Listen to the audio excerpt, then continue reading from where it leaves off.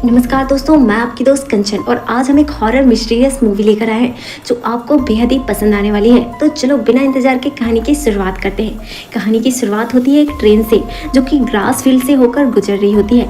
अंधेरी रात होती है और एक इंसान न्यूज़पेपर पढ़ रहा होता है। तभी वहाँ ट्रेन का लोको पायलट आ जाता है और सब कुछ ठीक है चेक करके वहाँ से चले जाता है। अचानक एक झटका लगता है और ट्रेन रुक जाती है। इसलिए वो इंसान बुग्गी से उतरकर देखता है कि आखिर प्रॉब्लम क्या है। बाकी सारे पैसेंजर सोए हुए थे। वो खुद से ही क्वेश्चन करता है कि आखिर ट्रेन क्यों रुक गई। तभी लोको पायलट वहाँ आ जाता है जिससे वो इंसान अगेन वही क्वेश्चन करता है कि हम यहाँ क्यों रुके हैं। जिस पर लोको पायलट कहता है कि एक छोटा सा स्टॉप है, बस आप अपने कैबिन में जाइए। पर वो इंसान कहता है कि क्या मैं तब तक एक सिगरेट पी लूं।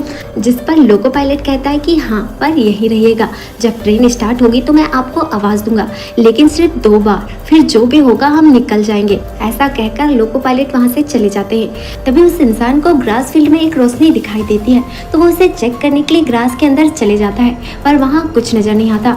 तभी लोको पायलट की आवाज आती है कि ट्रेन चलने वाली है। तभी उसे वहां से किसी के जाने का एहसास होता है और वो ट्रेन की तरफ वापस आने लगता है, पर अब वो रास्ता भटक चुका है। काफी कोशिश करता है पर उसे ट्रेन भी नजर नहीं आती। और तभी ही लोको पायलट की दूसरी आवाज भी आ जाती है कि ट्रेन चलने वाली है।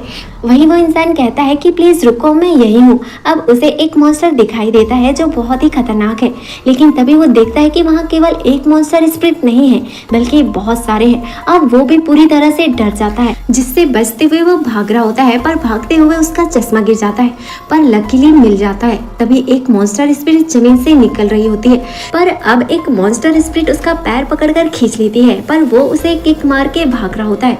पर कैसे भी करके वो वहां से निकल जाता है। उसे ट्रेन भी दिख जाती है और वो ट्रेन की तरफ तेजी से भागने लगता है और जोर जोर से चिल्ला रहा होता है कि प्लीज रुको, प्लीज रुको।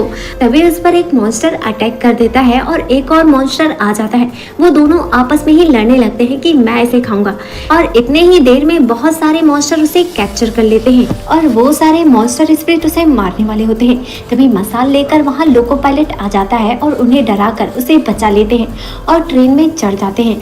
अब लोको पायलट बताता है कि इन मॉन्स्टर को आग पसंद नहीं है, जिस पर वो इंसान पूछता है कि आखिर वो क्या है।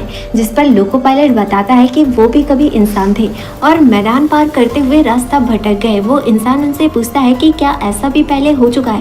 इस पर लोको पायलट कहता है कि हाँ, कभी कभी ट्रेन ऐसे ही रुक जाती है, फिर ऐसा लगता है कि मानो दूसरी दुनिया का दरवाजा खुल गया है।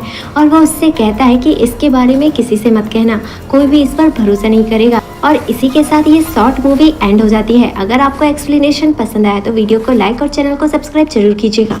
कहानी शुरू होती है एक लड़के से जिसका नाम होता है गुलेवर और अपनी डेली रूटीन हॉबीज को फॉलो कर रहा होता है। उसके सुपर हीरो टॉय से बात करके नहाने चले जाता है और जैसा कि उसका डेली रूटीन था कि वो नहाते हुए डांस करता था, तो वो बिल्कुल वैसा ही करता है। वहीं उसके प्रोफेशन की बात करें तो वो न्यूयॉर्क के न्यूज़पेपर कंपनी में काम करता था। कंपनी में उसकी उतनी रेपुटेशन नहीं थी जितनी वो डिजर्व करता था। आगे सीन में हम गुलेवर को देखते हैं जो कि एक नए एम्प्लॉय से मिलता है जिसका नाम डैन है। वो गुलेवर का अच्छा दोस्त बन जाता है, पर एक्चुअल में गुलेवर उसका सीनियर है तो वही उसका बॉस होता है। अगले दिन वो दोनों सामान डिलीवरी करने जा रहे होते हैं। तभी रास्ते में उन्हें एक लड़की मिलती है जिसका नाम डार्सी है। पर आपको एक सीक्रेट बताऊं कि गुलेवर का वो बड़ा वाला क्रश है। वो कई सालों से उससे बेइंतहा प्यार करता है, पर वो आज तक उससे कह ही नहीं पाया। कुछ दिन ऐसे ही काम करते करते बीत जाते हैं और डैन एक नोटिस लेकर आता है जिसमें वो गुलेवर से कहता है कि हेड डिपार्टमेंट ने उसका प्रमोशन कर दिया है। जिस नोटिस को देखकर गुलेवर सैड हो जाता है, और हो भी क्यों ना, क्योंकि वो यहाँ 10 सालों से काम कर रहा है और प्रमोशन तो दूर, उसकी कोई रिस्पेक्ट तक नहीं करता। बल्कि डैन को आया भी कुछ ही दिन हुए हैं और उसका प्रमोशन भी हो गया।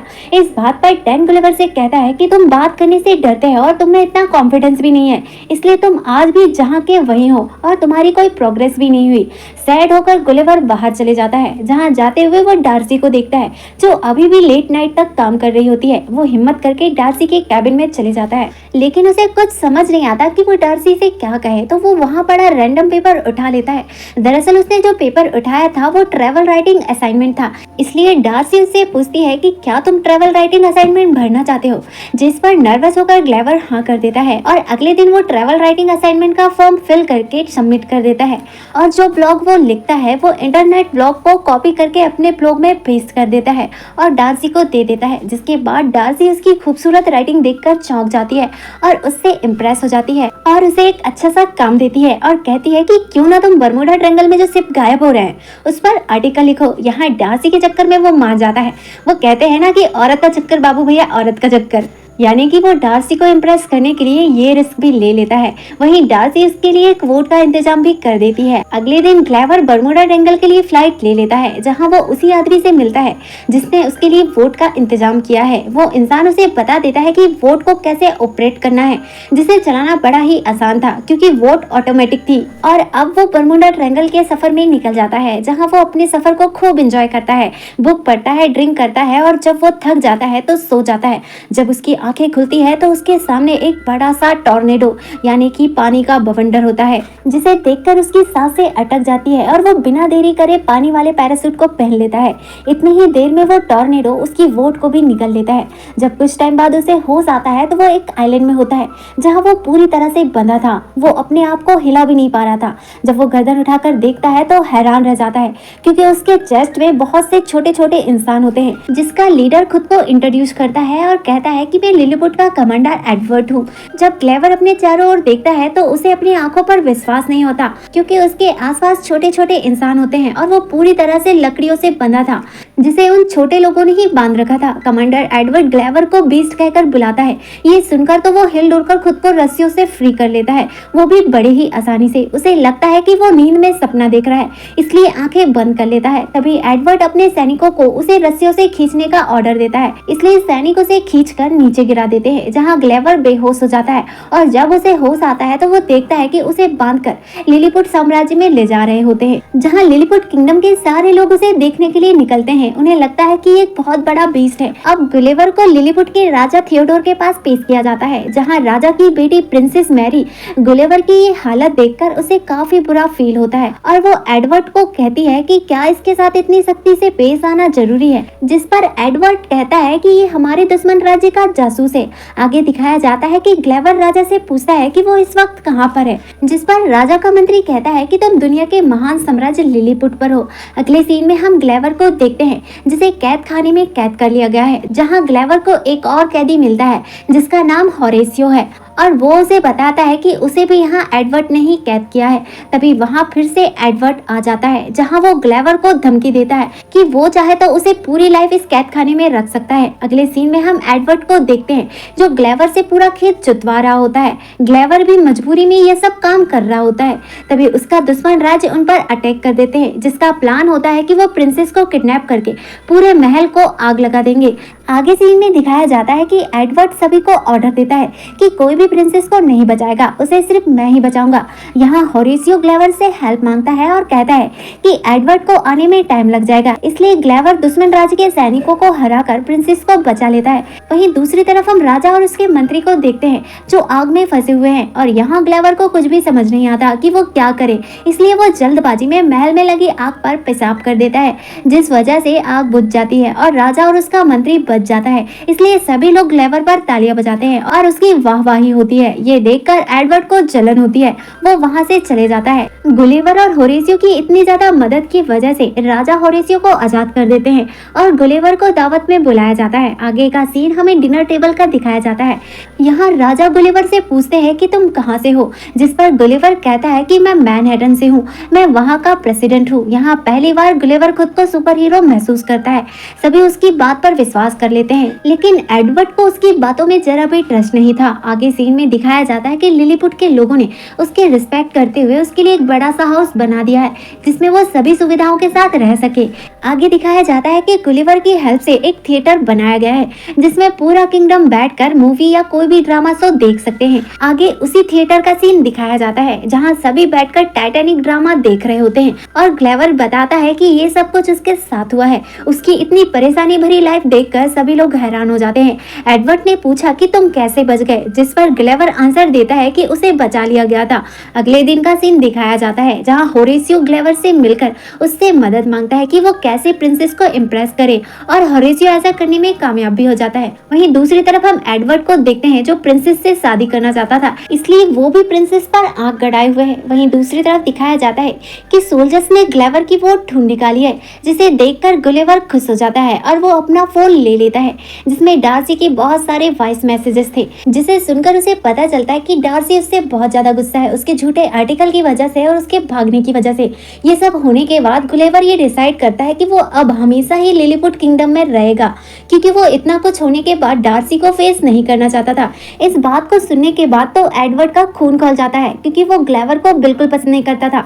दूसरी तरफ हम लिलीपुट किंग को देखते हैं जो ग्लेवर को जनरल बना देता है। इस बात से गुस्सा होकर एडवर्ड बिना कुछ सोचे समझे लिलीपुट का डिफेंस सिस्टम बंद कर देता है और इस मौके का फायदा उठाकर उनका दुश्मन राज उन पर अटैक कर देता है। अब जनरल होने की वजह से सुरक्षा की सारी रिस्पॉन्सिबिलिटी गुलेवर पर आ जाती है और वो डरते हुए पानी में जाता है, जहाँ जाकर जोर जोर से थपथपाने लगता है, जिससे बड़ी बड़ी लहरें क्रिएट हो जाती है और दुश्मन सेना उस पर गन और तोप से फायर करने लगते हैं। लेकिन गुलेवर को इन सब से कोई भी इफेक्ट नहीं होता और गुलेवर उनकी सारी शिप्स को पकड़कर लिलीपुट से दूर छोड़कर आ जाता है। इससे राजा बहुत खुश होते हैं और गुलेवर का रुतबा पूरे लिलीपुट में फैल जाता है। उसकी बहुत ज्यादा खातिरदारी की जाती है, चाहे वो हेयर कटिंग हो या मालिश। दूसरी तरफ हम प्रिंसेस को देखते हैं जो एडवर्ड को शादी के लिए मना कर देती है। इस बात से गुस्सा होकर वो दुश्मन राज्य में मिल जाता है। दूसरी तरफ दुश्मन राज्य की सेना को गुलेवर की वोट से रोबोट बनाने वाली बुक भी मिल जाती है, जिसकी हेल्प से वो एक बड़ा सा रोबोट बना लेते हैं और एक बार फिर से दुश्मन सेना हमले के लिए तैयार होती है। वहीं दूसरी तरफ ग्लेवर भी हमले के लिए तैयार होता है। अब दुश्मन राज्य की सेना उन पर अटैक कर देती है, जहां उनके पास एक विशाल रोबोट होता है जिसे एडवर्ड ऑपरेट कर रहा होता है और एडवर्ड ग्लेवर को चुनौती देता है। यहाँ ग्लेवर भी उस चुनौती को एक्सेप्ट कर लेता है। आगे सीन में दिखाया जाता है कि दोनों के बीच तगड़ी फाइट होती है। इस फाइट में रोबोट बहुत ज्यादा पावरफुल होता है और वो ग्लेवर के कपड़े पकड़कर उसे ऊपर नीचे करने लगता है और हार मानने को कहता है। यही हम देखते हैं कि ग्लेवर सबसे कन्फेस करता है कि उसने सबसे झूठ बोला था कि वो मैनहट्टन का प्रेसिडेंट है। अब एडवर्ड ग्लेवर को हराकर एक आइलैंड में भेज देता है, जहां जाने की आज तक किसी ने हिम्मत नहीं की होती है। यहाँ पहुंचने पर जब वो खुद को वोट से फ्री करता है तो एक विशाल छोटी बच्ची उसे पकड़ लेती है। अब ऐसा है कि ग्लेवर अब एक ऐसे आइलैंड में होता है जहाँ उससे भी बड़े लोग होते हैं। वो बच्ची उसे कैद करके रख लेती है क्योंकि वो उसे खिलौना समझ रही थी। दूसरी तरफ हम लिलीपुट का सीन देखते हैं, जहाँ डार्सी ग्लेवर को ढूंढते हुए लिलीपुट पहुंच जाती है। वहाँ ग्लेवर ने सभी को बताया था कि डार्सी उसकी फ्रेंड है और एडवर्ड उसे पहचान लेता है और डार्सी को भी जेल में कैद कर लेता है। यहीं डार्सी लिलीपुट किंग और प्रिंसेस से मिलती है, क्योंकि जब ग्लेवर हार गया था तो एडवर्ड ने प्रिंसेस और राजा को भी कैद खाने में डाल दिया था। आगे सीन में दिखाया जाता है कि होरेसियो ग्लेवर के पास जाकर सारी बातें बता देता है और अब ग्लेवर उस बच्ची के अमेरिकन सैनिक का सूट लेकर उसे यूज कर लिलीपुट पहुंच जाता है, जहां वो डार्सी से मिलता है और उससे अपने प्यार का इजहार करता है। आगे दिखाया जाता है कि ग्लेवर एडवर्ड को फिर से चुनौती देता है, खुद के लिए नहीं बल्कि लिलीपुट के लोगों की मदद के लिए। अगली सुबह दोनों आमने सामने होते हैं और दोनों के बीच आइकॉनिक लेवल की फाइट होती है, पर अभी भी रोबोट उस पर भारी पड़ रहा था। यहाँ होरेसियो ग्लेवर की मदद करता है और रोबोट के अंदर घुसकर उसके वायर को कट कर देता है, जिसकी वजह से ग्लेवर बड़े ही आसानी से रोबोट को हरा देता है। यहाँ होरेसियो की टैलेंट की वजह से प्रिंसेस को भी उससे शादी करने की परमिशन मिल जाती है। दूसरी तरफ एडवर्ड बड़ी ही चालाकी से फिर से खड़े हो जाता है और प्रिंसेस को पकड़ लेता है, पर प्रिंसेस उससे फाइट करके छूट जाती है। वहीं डार्सी पहली बार ग्लेवर को किस करती है। दूसरी तरफ दिखाया जाता है कि ग्लेवर ने लिलीपुट और लिलीपुट के दुश्मन राज्य की दोस्ती करा दिया है। इसके बाद डार्सी और ग्लेवर अपने होम टाउन न्यूयॉर्क आ जाते हैं, जहां जाकर वो अपनी जॉब क्विट कर देता है और ट्रैवल ब्लॉग राइटर बन जाता है। फिल्म के एंड में हम दोनों को एक साथ देखते हैं जो हैप्पीली रह रहे होते हैं और इसी के साथ मूवी एंड हो जाती है।